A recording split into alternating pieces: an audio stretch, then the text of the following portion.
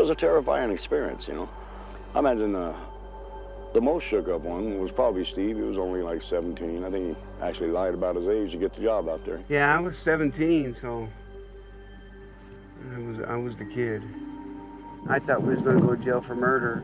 Those times I was saying we need to go back. Those times I was saying we need to go get help. You know, I mean, it went back. Everybody was going back and forth, you know, in their own minds and between each other. When we got back there and we looked around the area and we couldn't find Travis, that's when it hit Mike. Mike and Travis were best buddies then, you know, and stuff. And I think he felt really bad about taking off and leaving him like that. It was pretty hectic, and it was very emotional at that point.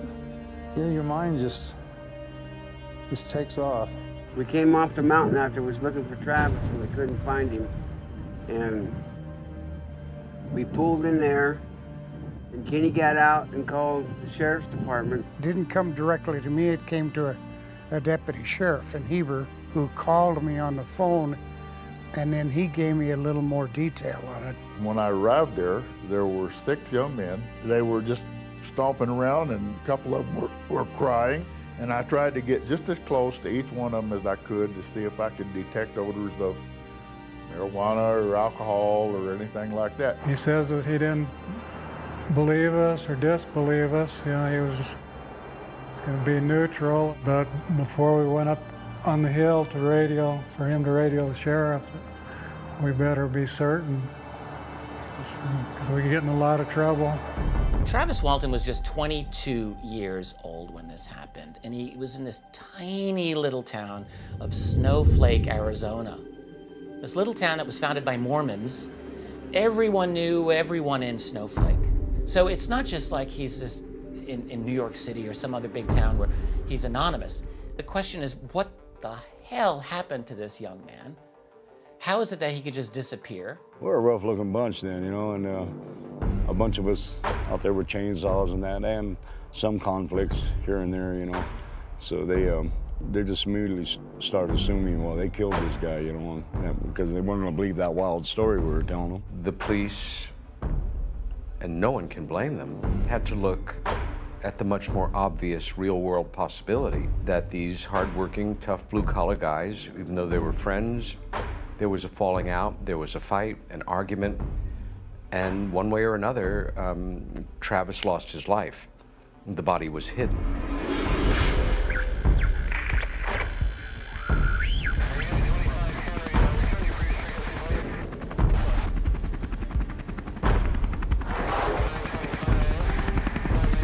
When we went to search the next day, they split us up. They had a deputy with each group. And the whole time, the deputies asked me, you know, and telling me, well, if you just tell us where the body is and what you did with Travis, we can all go home and get this over with. I think we'd made contact with the dog handler from Arizona State Prison. He came on site and started from the point where it had been pointed out as where the incident occurred. The days proceeded on, and the helicopter went around, and people expanded, and we never found a footprint or a sign anywhere of Travis Walton.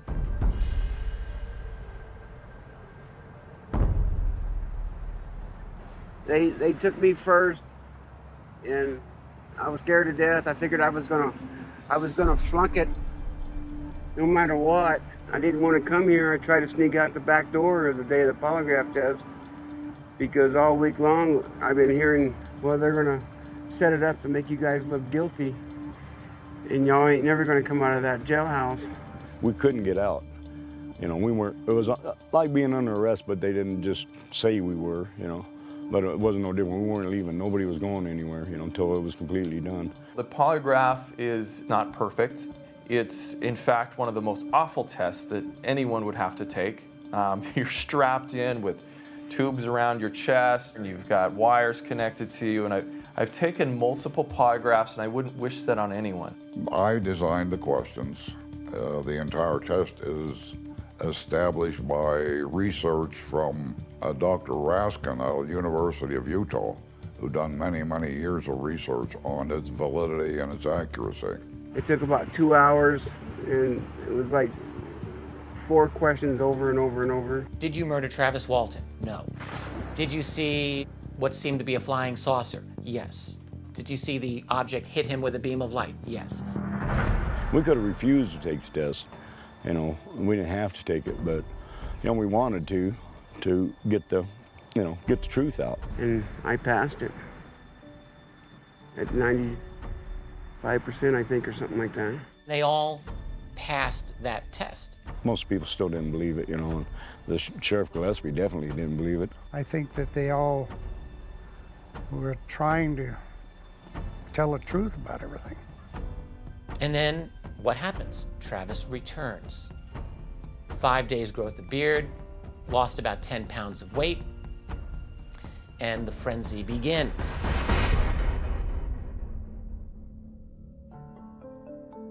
Okay, now could you take us back to this morning when whoever it was that first got word that he was back? Okay, what happened was that Grant Neff, which is my brother-in-law, he got a telephone call. Uh-huh. He answered, Grant, he says, this is Travis, I'm back, I need help. And he says, wait a minute, fella, he says, you got the wrong number, I'm sorry. And he says, don't hang up on me, Grant. He says, this is Travis. He says, I need help bad. He asked him where he was at, and he said he was in a telephone booth out by the Enco station in Heber. I just looked at my mom and says, I told you we didn't kill him. When I did hear that Travis had been returned, it was almost as unbelievable as the real thing. Travis was my best friend. And it was Dwayne that picked up Travis? Yes, which is the closest one to him anyway, out of all the brothers. Okay. He said that when he reached in the booth to grab Travis, he said Travis started scooting away from him, trying to get away from him. He reached down, picked him up, and held him in his arms. He said, just like grabbing a baby, he just cuddled right up and started crying. They weighed him, he'd lost 12 pounds. Said he hadn't eaten in 5 days. He was in terrible shape. I was trying to tell him what had happened, you know, just trying to get it out. And it was just too traumatic. I was just, it was all broke up. He said something about how concerned my mother had been in those days, and I didn't understand. Became apparent in the exchange there that I was thinking this was still the same night, and he said, Travis, feel your face. And I reached up and felt that I had a 5-day growth of beard, and you know, that came as really a terrible shock. Travis Walton reappeared after several days with a bizarre story about a ride in an unidentified flying object. But it's been basically a second-hand story. Travis has been in hiding and has not met with the media. Consequently, there have been a lot of questions about the truthfulness of what Travis has had to say. I didn't know he was back until that following night. My mom said someone came by and said Travis is back, but he's in a Tucson hospital. I really kind of went catatonic for a little bit there. Went back, had a very emotional reunion with my mother, and it was just tears my heart to even, you know, think to this day, you know, that what she was going through. Have you had much communication with the news media on this? Yes, they've been in and out all the time. They're trying to corner Mom. We're trying to keep Mom away from them. We've even got some kooks in here now that's coming in and out to see the freak show, as they call it. Everyone descends, not just your local UFO groups, UFO researchers. Sure, they were there. But on top of that, you have media. You have the National Enquirer, you know, the great tabloid rag that was covering things like this. The first night, I laid down in bed and the phone rang. It did not stop till daylight or after. I literally sometimes would be on 2 telephones at the same time because I had phone calls from all over the world. I was called by Canada, I was called by England, I was called by Japan, I was called by Russia, I was called by several Asian countries. I was called call all night long. We did an interview at the headquarters sometime later with the news crew there. They asked some questions regarding the test and the results and so on. Basically, we all told them the same thing, that we're investigating and didn't have any final results. The media scrutiny was so intense. Once it was even suspected that when my brother was involved, the reporters were knocking on the door there constantly. When we went to leave the hospital, and somebody yelled out, "There he is," and they chased us in through traffic. Travis, why didn't you bring your story to the media? Well, my family told me about the news people and all the people that were crowding around, and I was just in no condition to talk to anybody, especially, you know, a mob of people like that. I just couldn't handle it. Plus the warnings that my brother had and my family had from various quarters, that it was a dangerous situation as to who might get a hold of him. Not necessarily that the sheriff's department would be involved in any sort of foul play or underhanded attempt, but what if they were to hand me over to some government agency, and to heck with what damage that might do to me, you know, if they were after information or certain things that they considered important. Does he remember what this thing looked like? The craft? Yes, yes.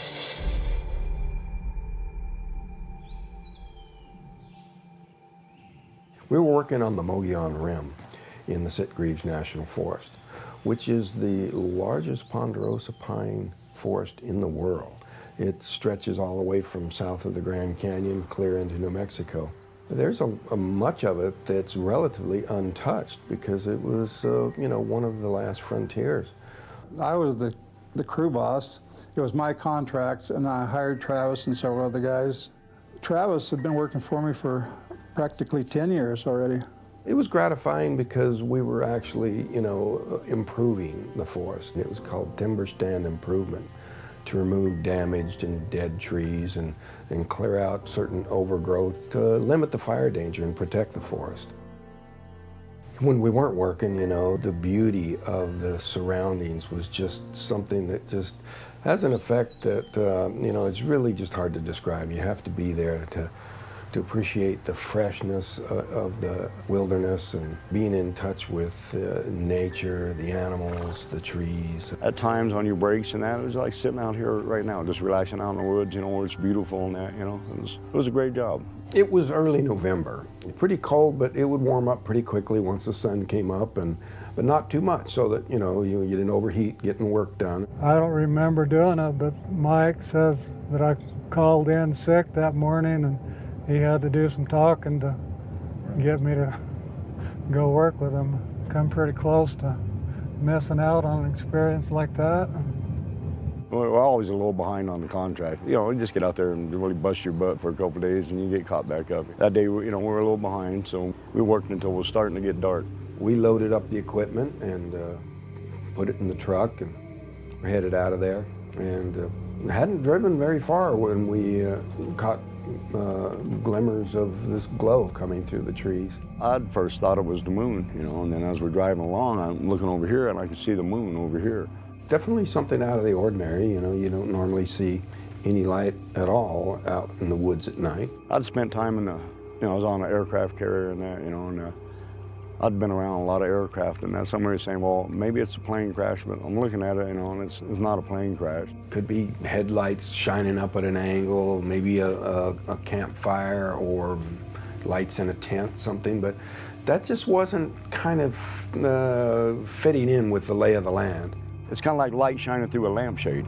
Basically white, but it's kind of yellowish glow to it. I mean, that's what it appeared to me. I urged Mike to hurry up and get up there to where the light was breaking through the trees. There seemed to be sort of an opening through the trees that was letting some of the light shine across the road ahead. And when we broke into the clearing, there it was. This thing was setting about 15 and 25 feet off the ground. It had some kind of a round thing on top like a dome. Basically, it was just very, very sleek, you know. God, it was just absolutely beautiful. As soon as Mike did stop the truck, you know, I was throwing open the door and hurrying towards it, thinking it would just take off almost immediately. Travis had the door open before we even stopped. He was, I don't know why. I'm asking him about that. I said, what were you thinking? I was really, you know, immediately had a greatly growing fear that I had made a foolish move. But I didn't want to betray that to the rest of the guys, and so I kept going, but, you know, at a slower rate. As he got closer, I heard the sound, and it was like a beep. There was a high-pitched alternating frequency that carried real well, but the closer I got, the more subtleties I could hear to the sound, parts of it that seemed to be at the edge of the range of human hearing, on the high end and also in the low end, where you were actually feeling the sound rather than just hearing it with the ear. When my hands were on the steering wheel, I could feel it, and my elbow was on the window. I could feel it through that. It did get a little scary after a while because it started getting more intense, louder, more volume. I jumped into a crouch, which was kind of like down and forward, which brought me that much closer to the craft, so that when I stood up to run back to the truck, that's what brought my body into the closest proximity to the surface of that craft. Turned my head the other way, and then the woods all lit up a bluish green light. And when I looked back, he's a few feet off the ground, and he stretched out like this. I mean, it wasn't like he had a muscle at all, you know, or bones. He just crumpled up right there. I thought he was dead. And that's when Mike started the truck up and took off. We drove down the road maybe a quarter mile, half mile, from the craft, and you could see vehicles, you know, every once in a while going down that road. Well, you knew it was hunters with guns. My thought at first was, well, let's go get some of those. A lot of us are saying to go back and that, and a lot of us say, you know, at the same time saying, let's go get help, you know, but it was Mike's decision. Finally, I just said, I'm going back, you know, you can stay here or, you know, get in the truck. And I was surprised that they all got in the truck. I think we had one flashlight, and he had the headlights of the vehicle shining up in that clearing on that slash pile. We walked around the perimeter with a flashlight, and all in a line, one right behind the other. Once they couldn't find me, and you know, my body wasn't laying where I'd hit the ground, they just figured they needed to go and get help. He spent 5 days on a UFO, he thinks. Now, there is some small time loss in there, but for all intent and purposes, he spent 5 days on there. He did come in contact with some beings that are human-like, but they weren't human. Obviously, Dwayne, you know your own brother probably better than anybody else. Do you believe the story? I've never seen him play a practical joke in his adult life.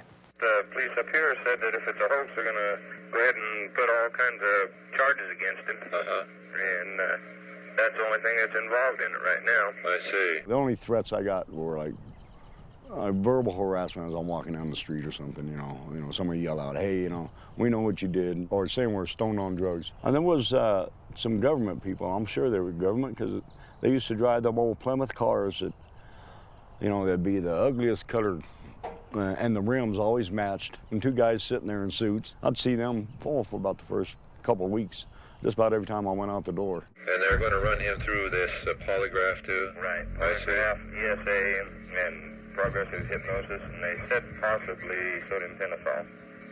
Well, they're going to give him the works then, aren't they? Yeah. He was scheduled to take an examination with me at our office in Phoenix at the time, and he never showed up for it. But I think it's more Dwayne's influence rather than his that he didn't show up. Why not the polygraph test? This has been a major criticism. A lot of people have criticized it because they think polygraph is a lie detector, because it's called that, but it's not. And Travis was under that impression too. He was anxious to take a lie detector or polygraph test. I advised him not to, and several other people advised him not to, because what it actually measures is stress. And questions about stressful memories would bring stress reactions just as well as anything else. They didn't even have the term post-traumatic stress disorder in those days, you know. In those days they called it shell-shocked, or there was other words for it related to wartime trauma. One of the psychiatrists said it would have been a disaster for him to take it at the time. It would have created a lot of false impressions. This led to a lot of misunderstandings and a lot of bad feeling that the sheriff couldn't understand the fragile condition I was in. To him, you know, my top priority should be, you know, get out there and take a lie detector test.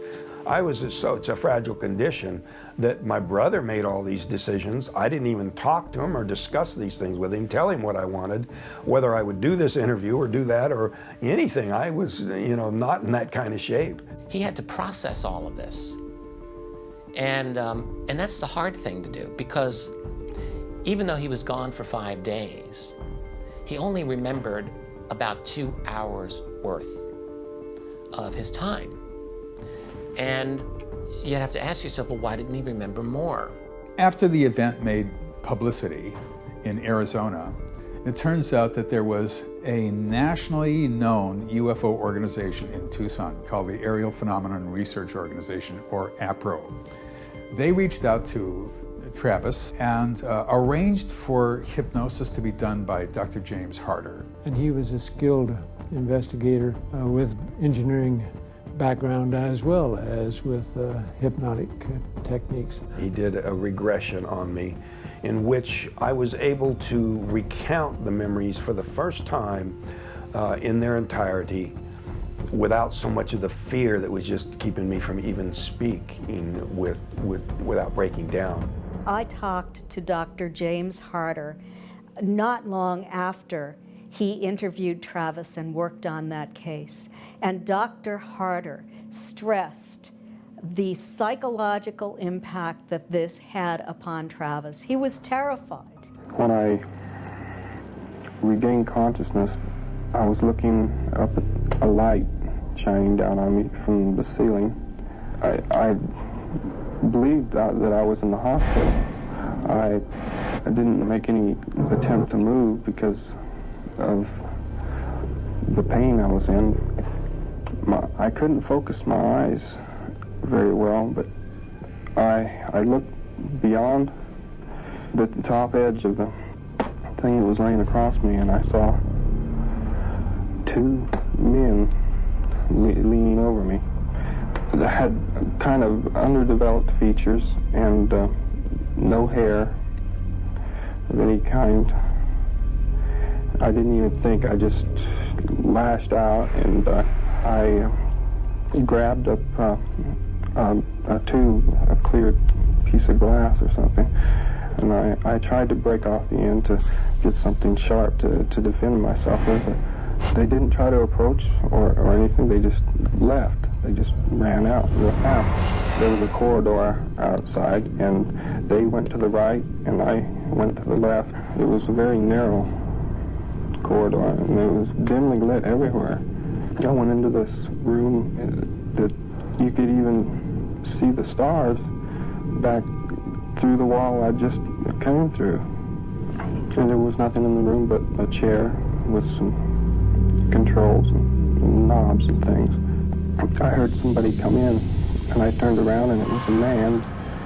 He wasn't like the other creatures or whatever at all. He looked just like you and I, except he had a helmet on. I started babbling questions to him. I ran over there, and he wouldn't answer me. He just took me by the arm and wanted me to go with him. I thought maybe he can't hear me through the helmet. We went out through the door. It was a large room. There was two other UFO-looking things that looked like flying saucers, kind of, except they were rounded, an oval shape, and they're really shining like chrome. I was led down the hallway and in a room with three other people that were like himself.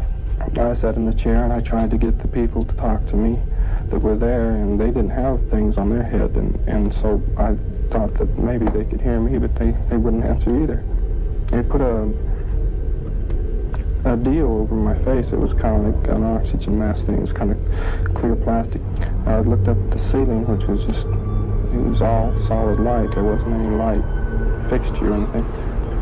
And that was last I remembered. I went to sleep until I woke up. I was laying on the pavement.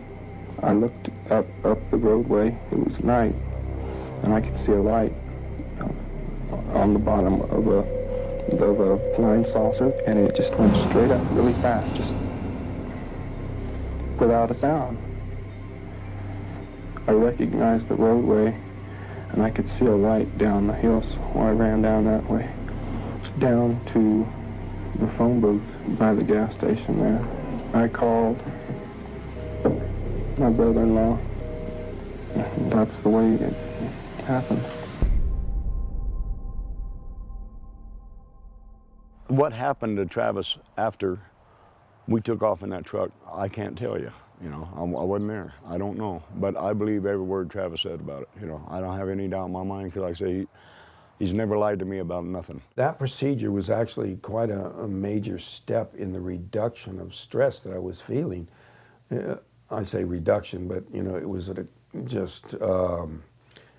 at dangerous levels for months afterwards. We know that it's possible to confabulate under hypnosis, but it's very important for the hypnotist to put in safeguards to prevent that from happening. And James Harder, Dr. James Harder, was very skilled at doing hypnosis. The session was taped. It was observed by 2 psychiatrists, 3 actually, a whole team of reporters, other researchers, my brother. There was quite a few people present. You know, everything was properly conducted. There's no reason really to believe that it did not occur the way he recalled it. He had a lot of conscious recall of what had occurred, and he just filled in some of the details. You have listened to the description that he gave us of his ordeal. What are your comments, your reactions in comparison with past cases? Well, I was struck by the fact that he described these beings that didn't look quite human. He described them precisely the way another person has described them who had a similar experience. Now, this case has not been published anywhere, and no case like it that I know of has been published, so it's something that Travis could not have read anywhere. And the descriptions are identical. We have the core experience, and that is what is so important here. Not too long after the incident happened, you know, many investigators, other than the Aerial Phenomena Research Organization, most notably Dr. J. Allen Hynek, a number of other people who were very active in the field at the time who have either passed away or retired from the field. But one person really comes to mind was Stanton Friedman, a nuclear physicist who you know, takes a very scientific approach to investigation of such things. My focus is on facts and data and evidence, not on sensationalism. And I haven't had a case citing myself, so I'm not talking about, look at me, look what I saw, look what I did. And I specialize in using archives and places like that. And I think that's important, that as a nuclear physicist, I demonstrate that you can be scientific when dealing with something as kind of off the wall as flying saucers or off the sky. Stan does his homework, and he does his field work too. He came out there, visited me in my home, spoke to the people involved, investigated the site. That's what I'm known for. I check on things, and I have what I call a big gray basket. Not black, not white, maybe. People want a yes or a no answer. Do you believe this or don't? I say, I don't know enough in many cases. If somebody tells you a story for 2 minutes and I'm supposed to make a judgment? No, that's not the way we nuclear physicists act. At least this one doesn't. The true watchdog of truth is someone who advocates objectivity, open-minded examination. You neither accept nor reject until all the evidence has been properly evaluated. And that's all the evidence, pro and con. No matter what your perception of something is, or your belief, or your opinion, or your speculation, if you want to do the job right, just follow where the evidence takes you. And no matter where it leads you to, no matter what kind of an outcome or result, whether you like the outcome or not, you will always stay credible if you follow the evidence. The uniqueness of Travis's case is that there's certain aspects you don't see in many other cases. For one, there were several other people who saw him being zapped. It wasn't one man's testimony. The one witness cases with no physical evidence are pretty easy just to kind of put aside and say, well, I can't say either way. You've got one person telling me a story. Now, when you have 7 people telling you the same story, and those 7 people are all passing on the relevant questions in not just one polygraph, but multiple polygraphs, I don't know of another case. I do not know of any other UFO type of a case that has that much empirical evidence in its favor, just solely based on the polygraph. Back in those early 70s, there were not too many polygraph examiners in the state of Arizona. And local law enforcement, small agencies, depended upon either Phoenix Police Department or Tucson to furnish that type of expertise. I was a police officer for a number of years, and when the Department of Public Safety was instituted in 1968, there were certain things that they were going to furnish in some scientific field, question documents and things like that, and polygraph. They tested several of us, and the outcome was that I was number one on the list, and then I was sent to New York to a polygraph school in New York City. This was in the fall of 1971, and I've been doing polygraphs ever since. Cy Gilson, whose opinion was pretty well known and respected as a polygraph examiner. We had used him on other matters, criminal matters and stuff, and always with good results. We had a meeting of the 6 crew members and the sheriff. Travis's older brother, I think his name was Dwayne, I believe, in the chow hall at the jail. And they finally agreed that they would all submit to this exam. I did tell them briefly what it was like, what was going to be attached to their bodies and why, and gave them some kind of an idea what they were going to go through during this test. They came in and talked to us. We got into an argument with them, you know. Some of us have been in trouble with the law before. I was more scared this day that we came to this courthouse than the day that I seen Travis get zapped. This was the most horrible day because I just knew that we weren't coming out of this. There was one young man, he was the youngest of the group, sat over sort of to the side and didn't have much input or anything to say. And from past experience with interrogations and so on, someone like that is more likely to admit that it's a sham or whatever. So he's the one I wanted to choose first, because if it was a sham, it would save a lot of time and effort on my part and everybody else. Steve was his first name, but I don't remember the last name. I always thought they just took Steve because he was young and the most scared. You know, I was the first one to take a polygraph test because they thought I would crack. I usually can get a pretty good idea as I go through the exam to know whether or not the questions are profitable in the sense that he's responding to certain specific questions, and then I would have a conclusive examination.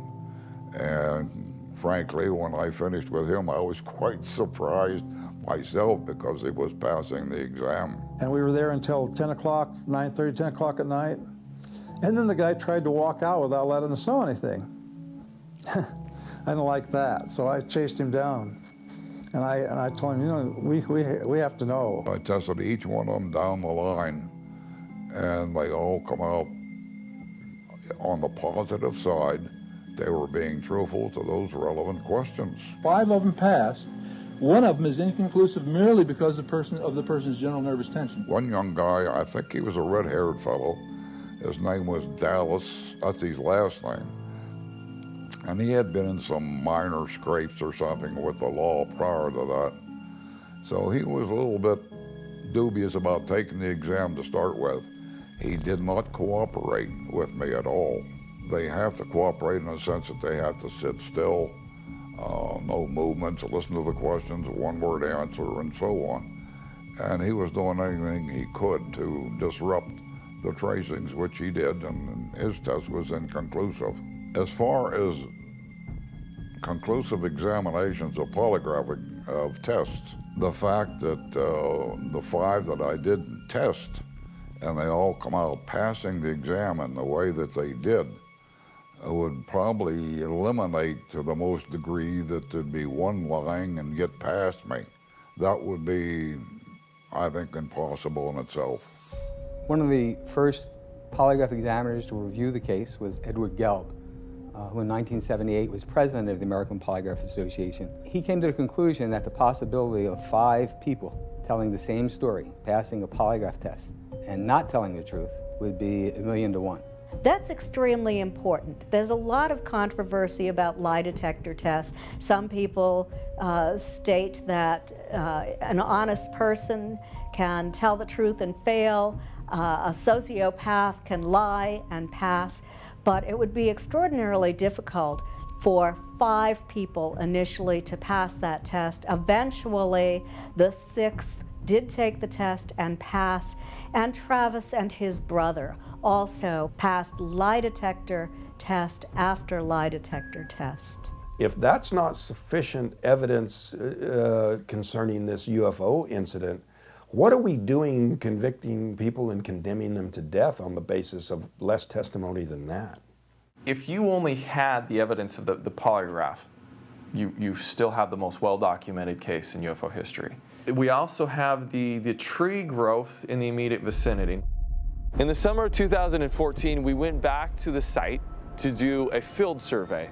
It's been so many years since the original incident that we really did not expect to find anything there. But while we were on the site, a discovery was made. The calculations show that these trees were producing wood fiber at 30-something times the rate they had in the previous 85 years. Other trees exhibited the same kind of changes, and the effect diminished the farther you got from that spot. Not only was there an extreme growth rate to some of these trees around the clearing, but it seems that there's also a directionality to them. I started checking stumps at the 4 corners of the compass and discovered that there was a swelling and a thickening of the growth rings in the direction that the craft had been, and not on its opposite side. That was where the thickness of the rings were at the minimum. Travis and some of the original people who did the first surveys had posited that possibly the cell growth was caused by radiation. I took that a step further and did some digging to see if there's been any academic studies done on radiation and tree growth, and I found at least 1 or 2 related to the Chernobyl incident. A university out of Poland did a study in 1997 that found trees that were exposed to radiation after Chernobyl had grown up to 3 times in volume of accelerated growth as compared to previous years. Our field survey and finding this directionality and possible connection to radiation opened a whole lot of new doors that need to be explored. We're really hoping that we can get certain universities that are experts in tree ring growth involved in this to see if we can actually see if there is a connection. I think it's important for people to recognize, the weight of evidence that these things do happen. If you go online and look for UFO reports, you will find in North America alone about 12,000 sightings a year. Now that doesn't mean they're all alien craft, obviously, but there's a lot going on every single day, and people are seeing truly inexplicable things happening. I mean, how could you possibly believe that we're the only beings in this universe, It's not, there's no way. We've come a long way in our understanding about the odds of life elsewhere. With, 100 billion stars in the Milky Way? Conservatively, if there was only 10 planets per star, we're talking about 1,000 billion planets. Not all of which would be, life-supporting, of course, but there's just enough believability, just enough numbers of reports to sort of nudge people in the direction of accepting that we're not alone. The public is becoming more aware and more accepting that there is life out there in the universe, in our galaxy, in fact, and that life has traveled to our Earth. At the same time, I'm always careful to say that not everything that's reported is of this nature. I think it is important to retain a degree of healthy skepticism. I personally have seen at least 3 different objects that I can't explain, doing very unconventional maneuvers in the sky. Does that make me a believer? Do people ask if I'm a skeptic? I don't like those terms because I think everyone should be skeptical. We need skeptics. We need intelligent people with a skeptical attitude about this because this is a strange field. But a debunker is someone who is out there to tear people's stories down, to ridicule people, so that the people will either just go away and take their stories with them, or will be forced into a situation where they'll admit that they made it all up, even though they didn't. 4 basic rules for UFO debunkers. And Travis has run into all of these. Don't bother me with the facts. My mind's made up. What the public doesn't know, I'm not going to tell them. If you can't attack the data, this is particularly true in Travis's case, attack the people. And do your research by proclamation. Investigation is too much trouble.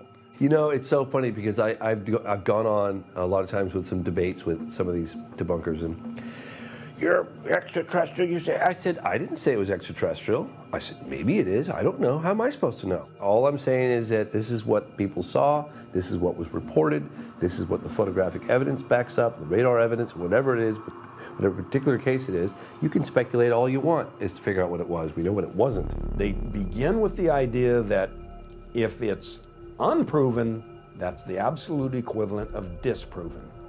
And, you know, if you think about it, that's pretty absurd. They know that UFOs aren't real. They absolutely know it is empirical fact. You know, how cool is that? They will reach and they will stretch and they will find anything that they think will make some kind of sense to somebody as a way of explaining. Their whole job is, we must explain this away. Certainly one of the most successful propagandists of the second half of the 20th century was Philip Glass. And his area of propagandizing was almost anything strange, but especially UFOs. He, through the 50s and early 60s, had never read anything on the topic of UFOs. But he had already predetermined that anyone who believed that this had happened was a crank or a kook. Those were 2 of his favorite words. He sat in a very privileged position. He was senior avionics editor for Aviation Week and Space Technology, based in Washington, D.C. So the go-to guy for any media people who needed anything. Glass was a man who was extremely well connected. You know, years before the Travis Walton case, Glass worked very hard to destroy the reputation of one of America's leading atmospheric physicists, a man named James McDonald, who was a fearless, brilliant, tireless UFO investigator researcher. To kill the character of people if you couldn't attack their findings was something that Philip became very good at. I think Philip contributed directly to the suicide of Dr. James McDonald, one of the finest and most courageous scientists in the history of trying to get UFOs into the public mindset. Glass also did the same thing with Stanton Friedman. I discovered a letter in the archives, in the Canadian National Archives, when Friedman moved to Canada back in 1979. Glass wrote a scandalously scathing, libelous letter to the Canadian National Research Council trying to destroy Friedman's reputation there. He carried on what I would call a personal vendetta against Travis. He hadn't talked to any of the witnesses during that, or naturally not. That wasn't his style. There were some rather underhanded tactics being employed, altering quotations to reverse the meaning of things that people said, and even misquote to make it seem that they were saying something they didn't. Philip Glass did contact me, and I took him out to the scene. We spent a day out there. He brought a Geiger counter out with him, and we went to the scene and he checked it out. I received a phone call from Philip Glass, and he told me who he was and what he was looking for and information, and he started asking me questions. I had some input with regard to Mr. Glass beforehand, so I asked him if he would just put all the questions and stuff in writing and send it to me. I'd be happy to answer his questions, but I never did receive any letters from him. Philip Glass was extremely thorough in digging. I mean, he called former employers, everything, but he connected with anything. And here, I am the main person involved. Never attempted to even phone me. Never attempted to write a letter or anything. So there is no concern with truth or with people's reputations or anything like that. That's the way he was, and I say that I met with him. We've even had some meals together. where we agreed not to talk about UFOs, frankly, but most of the time. What the crew did was get together and sign a joint letter challenging Philip Klass to a new polygraph test that the crew would take. And it would have to be an examiner that was mutually agreed upon, so that that in the aftermath, when we passed, which we would, there could be no criticism that the evidence was tainted in any way. Now, he would have to pay for the test if we passed. We would pay for them if we flunked. So he's got nothing to lose by accepting. He wound up basically not really accepting it because he couldn't back it up. Phil's approach was very straightforward. You start with the assumption there can't be anything to flying saucers. So every case has a prosaic explanation, he claimed. He initially stated that Travis Walton must have been out in a cabin in the woods, and that when his brother took him to Phoenix for medical exams, the puncture wound on the backside of his elbow must have been an indication that Travis was injecting LSD. He knows that Travis didn't have the experience, therefore it must have been something else. And one of his pet theories was Travis and the other men who he was working with had a contract to log a certain amount of lumber over the course of a year. He settled in on the idea that Mike Rogers was in deep trouble with his contract, and he had to invent this story in order to get out of it. And so they came up with this perfectly rational story of Travis being hit by a beam of light from a UFO, and that's the excuse that they gave for trying to get out of the contract.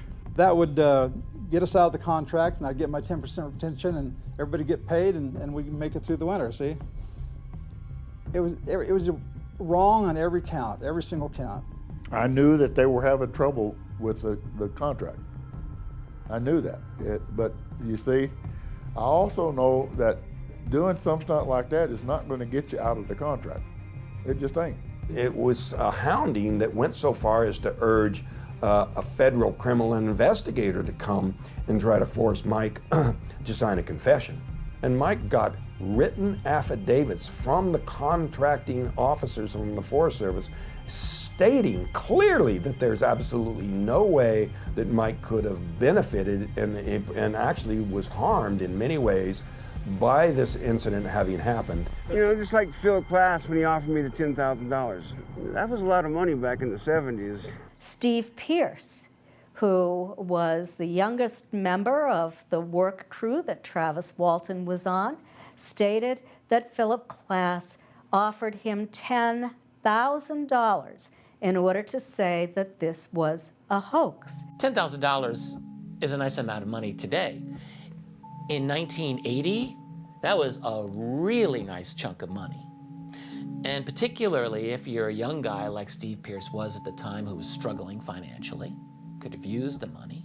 He flew, we discovered later, to Texas, tracked Steve down, even though he was operating under his middle name, Jeff, and took him out to dinner and expended a tremendous amount of time and effort and money to try to persuade him to take the $10,000 bribe. Why would any normal citizen go through jumping through such hoops to get someone to debunk this case?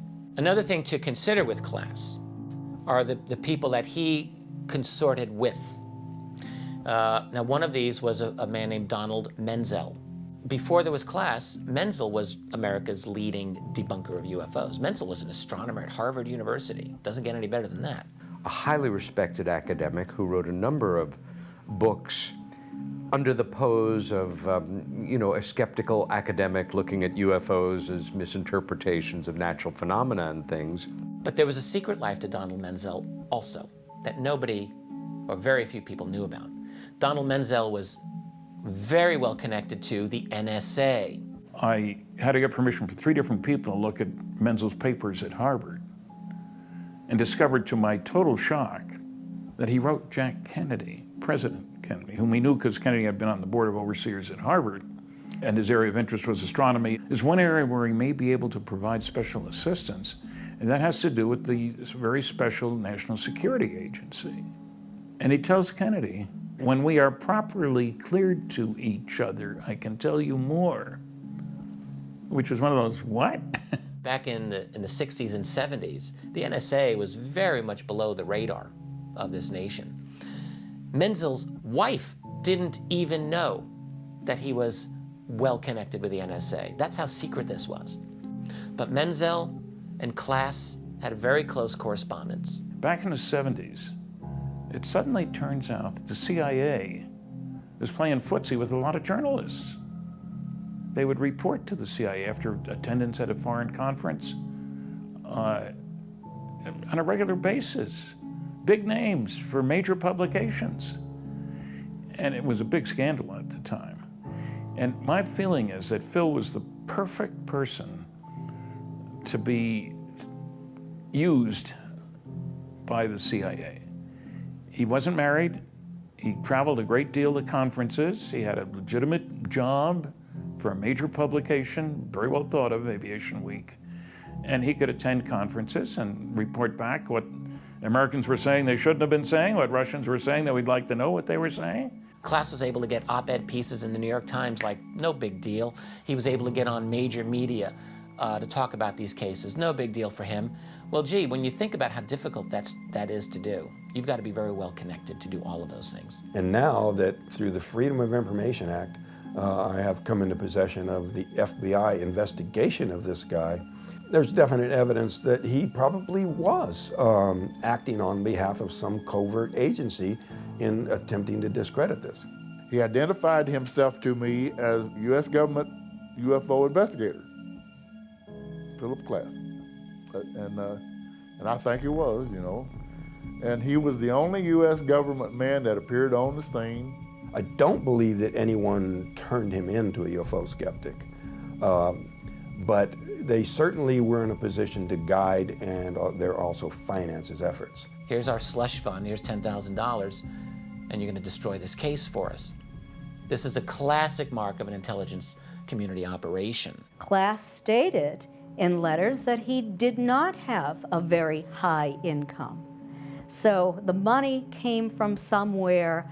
I don't know if it was a federal agency, if it was a private individual, or what it was, but he was highly motivated. He was acting as though he had orders to kill this no matter what.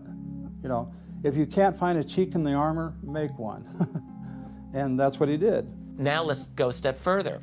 Why would the intelligence community want to debunk the Travis Walton case? It sounds like science fiction, but you know, you have to acknowledge it would be extremely disruptive for this kind of, you know, total, undeniable truth to be just delivered to the world tomorrow. People say to me, why doesn't the president or why doesn't our government admit that UFOs are from someplace else?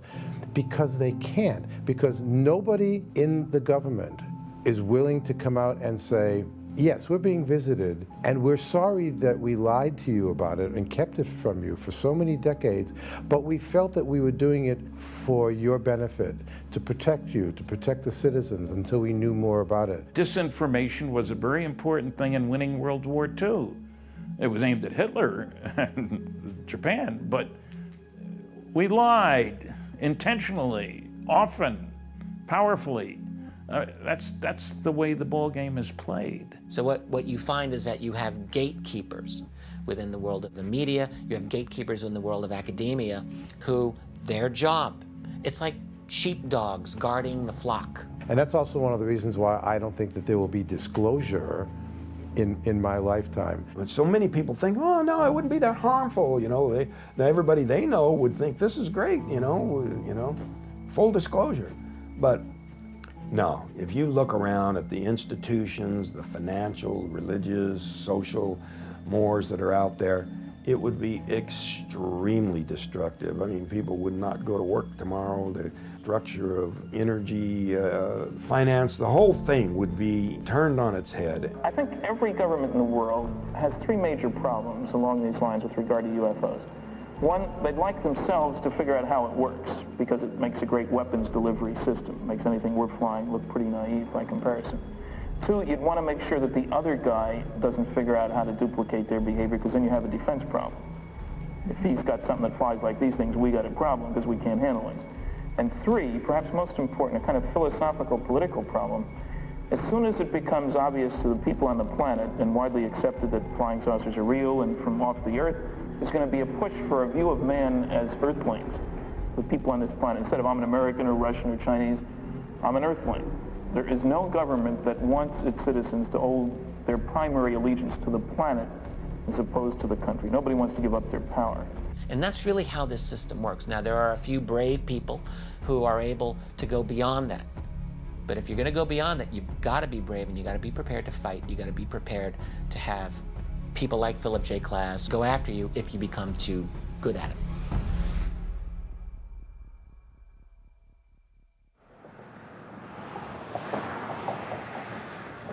Ringing the whole time. I think you gave me your cell number. I don't think I've ever got to use it. I have it for emergency so the family can get, and so I didn't want to leave it on in case they want to call. I hated Travis for a long time after this because my whole world just tore up, and people thought we were lying and thought we were crazy, and why are you sticking up with Travis for all this time? You know this really didn't happen. It changed my life in a way I'm kind of sorry about. I had to leave here, I wasn't going to. I can't stand there and have somebody call me a liar. People were desperate to explain it away, and some of it was just very simply fear-based. People in the community wanted reassurance. This can't happen, can it? It's a really strong religious community, and this just kind of messed up their whole program, their way of thinking about it. My mom still don't believe it. She thinks this is all from the devil. And you think about how significant it is in our society. The most important thing that ever happens to you that really freaks you out and you don't know how to process it, and now you're not able to talk about it with anyone because you know that they're going to laugh at you, they're going to look at you like you're crazy. Alien abduction, what's wrong with you? This fear of ridicule encourages people not to report their cases. I check my audiences. I say, how many people here believe they've seen what I would describe as a flying saucer? And the hands go up at first like this, And I point and count, 1, 2, 3, 4. By the time I get over there, the hands go up vigorously. 10% of the people in my audiences believe they've seen one. That's a lot. Most of them think they're the only ones there, But then I ask, how many of you reported what you saw? 90% of the hands go down. So that's what we're dealing with. We don't get access to data because people are fearful of ridicule because even though they're believers, they think everybody else isn't. I've got a younger brother that is really smart, and he works for a college in New York, and he doesn't understand why they pick people like us instead of people like him. You know what I mean? Why would they come to somebody that's a redneck? I don't want to say that word on camera. Redneck? Yeah. Yeah, you can say redneck. A redneck instead of us educated people. There is some fear, and I think fear is a basis of this, but solely when people don't understand something, it's a natural human tendency to mock. Songs were written about Travis, various forms of ridicule, and I think that if he would tell you was almost, or if not harder, than everything that happened in those few short days that he was gone.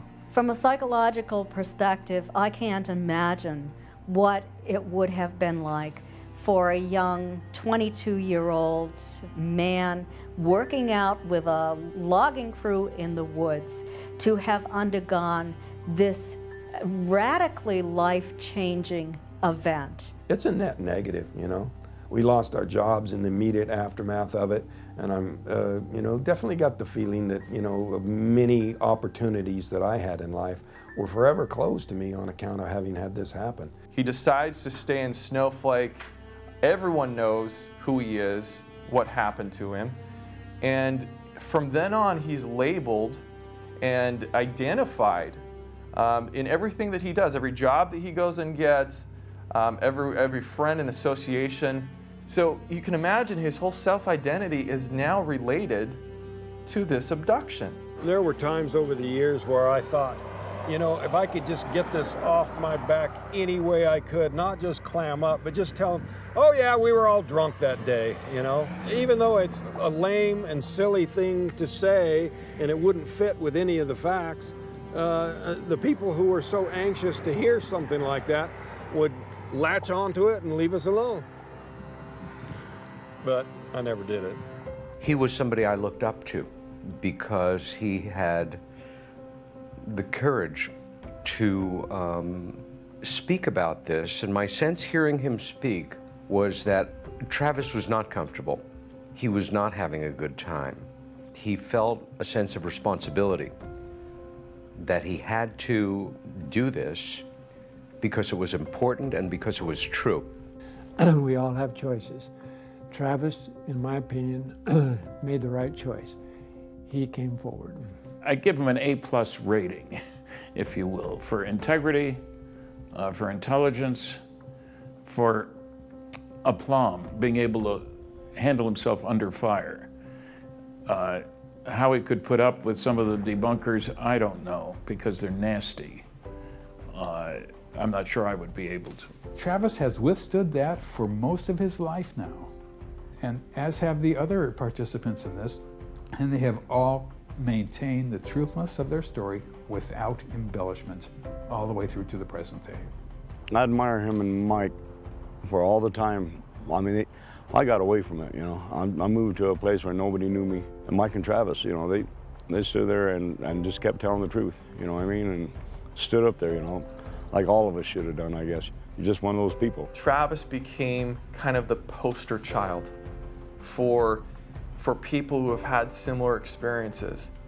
It allowed them to see somebody who's overcome the most intense ridicule and focus that you can in the public eye, and to come out and stand back up and say, look, I did question everything that I kind of knew about, you know, who I was and how I fit into the universe, but I put it back together and I'm okay with it. And now Steve's doing quite a bit, I guess. What changed my feelings? Yeah, because you said you hated Travis for a while after this happened. We're on tape here, dude. My wife and my kids, they told me, you know, you got to forgive Travis what happened. You can't blame him for all this. And they believe that, you know, it's time to heal. You all have a story to tell, and people should be, you know, should know about it. But if you don't come out and tell your story, somebody else is going to tell it for you. For me to see Travis continue to go out and to speak, to reach out to people when he could just kind of brush it aside and say, I don't want to be that guy anymore. I don't want to be known as the guy who was abducted. I just want to forget about it. But instead, he's embraced it. And that speaks very highly of him, because if not to serve him, I think it's helped a lot of other people. He certainly rose to the occasion. He certainly rose to the occasion and has seemed to meet it every single step along the way. And that, for me, is a mark of fine, extraordinary character, decency, and everything that most good people should be aspiring to and living a decent, contributing life. There's a degree of responsibility to try to make something good come of it, you know? Certainly I have to accept the bad. So if I can direct what's happened in a way that I can make something good happen in the world, I'm looking for it.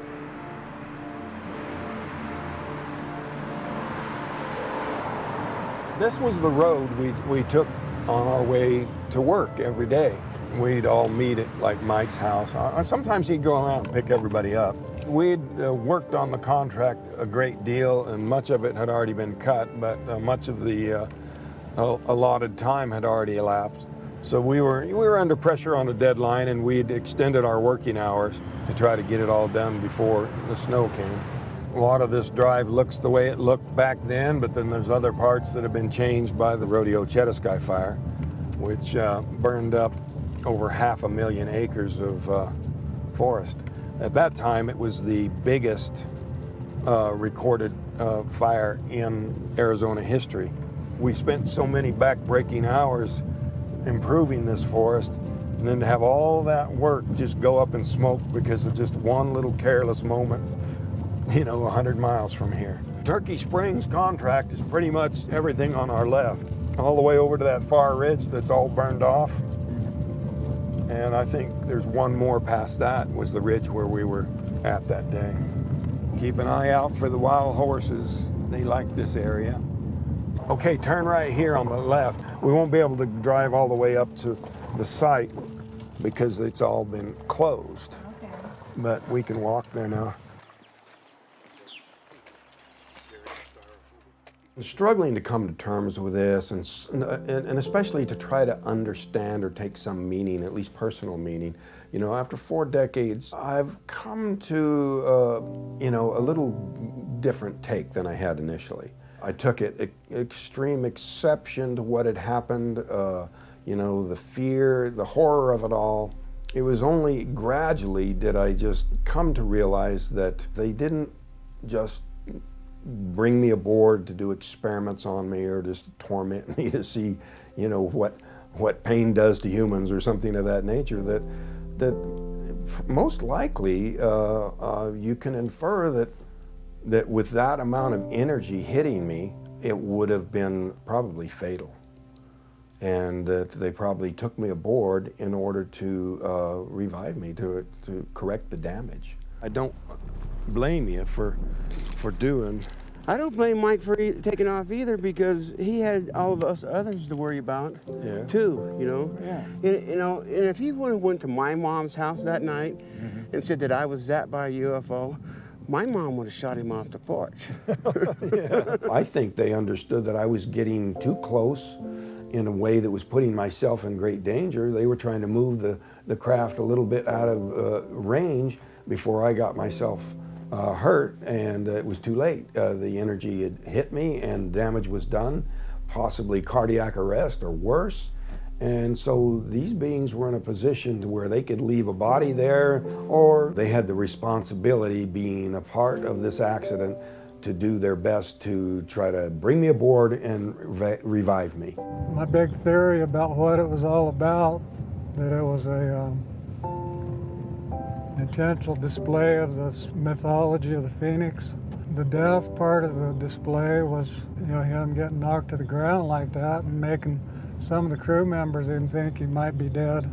Of course, so many other people during the 5 days he was gone thought that he was dead.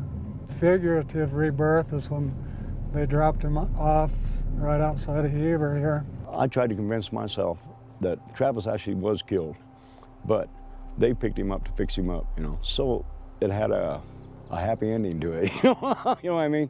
They didn't just pick him up to mess with him, they picked him up to help him. I'm actually, you know, fortunate, if that was the case, that they did so, because the nearest hospital was over an hour away, and none of the crew knew CPR or anything like that. When you hit the ground, I mean, you went funk, you know, and lamp, huh? Yeah, you went, you bounced, and then you hit the ground. When I finally came to rest, was I face up or face down? You was like this. Dead man, huh? Yeah. We saw something go across the sky. Yeah. You know, so we thought it was gone. Yeah, so we were more worried about coming back and seeing you lying there dead. Charcoal. Huh? Yes, there's be nothing left of you, and that was our biggest fear. That you see the process of this person who was once a very young man, who's now more mature and has had time to reflect on this over his life, and he's still.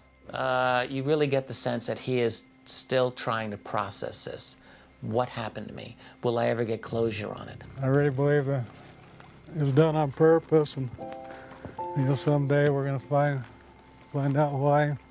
First time I came out here to camp, it was restricted. Oh, nobody was, you know, soon after the fire, nobody was supposed to be here. But did you feel any fear at night? No. Not even about bears or anything like that? No, I was actually in the back of my truck in the camper. Oh, pretty safe. wasn't camping out on the ground. But did you like stay up late at night? No, actually I was drinking a little bit when I was here. I guess that helped me through it, huh? Oh, I didn't know you'd ever be a drinker. That must have been a phase you were going through, huh? Yeah. There have been several times in the last 40 years I've thought it would just fade off, you know, like things do, but it hasn't. It's been just the reverse. Travis's name is just known internationally, and my name isn't, I think, but it's in association. Some of the crew have intimated that they kind of wish that it happened to them. I think, you know, some of it's based on, you know, a kind of a wistful desire to have the kind of insight that I've gained from having this experience. Some of it may be even connected with, you know, the attention that came my way. I'd certainly be happier without it. I've responded, you know, guys, you know, you would not want this to happen to you. I wouldn't wish it off on anybody other than some UFO skeptics. They would be served well by having it happen to them. When you did come, did it refresh your memory? Did it like bring the feeling that we had back then? Yeah, but it's kind of an invigorating type of thing. It's times of emotion, you know, you get a little bit of the bad memories of it, parts of it, but it's just a special spot for me. I mean, what an experience. You know, the skeptics who say, why, if they're really coming here, don't they just land on the White House lawn? Well, they're not going with open contact, and they're not going with total cloaking. So what's going on? I think a conditioning process. I get email after email, people saying, give me the GPS coordinates. I'm not giving that to nobody except been there. Here a big concern was, you know, fire, them starting a fire and burning the place down. It just happened naturally. Well, that was one concern. I was concerned that people would cut up the trees for souvenirs, and then there'd be nothing to do research on, or even people doing something to try to, you know, cast doubt on things. We're being gradually conditioned in a way that's the least destructive possible. So I think, you know, in a way, by talking about this, I'm playing a part in that. That people need to come to that realization in a way that they can handle. When you look at the Travis Walton case, it really is a situation of the more you look, the more you find. It's been 40 years now. You've got a very credible subject in Travis Walton. You've got 6 credible witnesses. You have a situation where the debunkers have tried to throw this out and they've failed every single time. It's stood the test of time.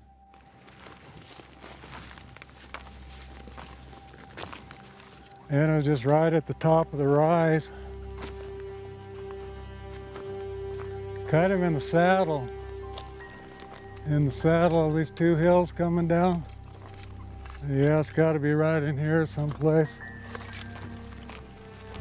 Definitely the spot, Travis. Yeah. So Ken, how does it feel 38 years later, the first time you and Travis in the back? Yeah, I think he deserves a hug on this day. 38 years we had that tremendous experience. It's just, you know, the other day I was talking about this and I said 28 years and everybody hastened to remind me, no, it was 38 years. And you know, it's just incredible to think that much time has gone by. Yeah. I tell people, in spite of the fact that I've come to terms with it better and realized that it wasn't as malevolent as I at first thought it was, that even now, I'd rather it never happened, you know?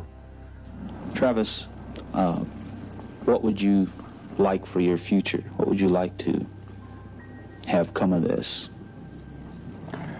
Just acceptance of myself in the future. I have had a lot of offers of people trying to turn it into some kind of a profitable thing, but I have no interest in any of those kind of offers. I just want the truth to be known. I have intentions to cooperate with research, with reputable men that are, you know, genuinely scientifically interested. Do you wish it had never happened to you? Well, hindsight, I don't know. What happened happened.